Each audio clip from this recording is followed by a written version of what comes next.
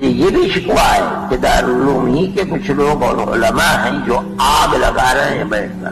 میں جانتا ہوں یہ بات، لیکن وہ کوئی دین کی خدمت نہیں کر رہے ہیں. اس کا خمیازہ وہ دنیا میں بھگتے نہ بھگتے، لیکن قیامت کے دن بھگتیں گے. آگ لگا رہے ہیں اور خود بیٹھ کر کے روٹی سیک رہے ہیں توے کے اوپر. ایسا نہیں ہونا چاہیے. السلام علیکم ورحمۃ اللہ وبرکاتہ. معاف کیجیے گا، میں آپ سے اس موضوع پر بحث کرنے کے لیے تیار نہیں ہوں.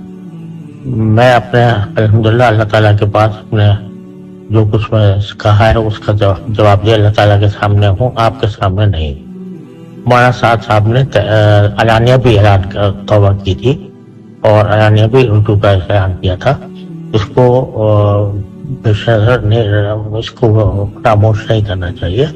اور اب آپ اس بحث کو اگر آپ آگے چلائیں گے تو میں اس سے معلوم ہوں اس بحث کو آگے ہرگز نہ چلائیں اور خدا کے لیے اس جھگڑے کو ختم کریں.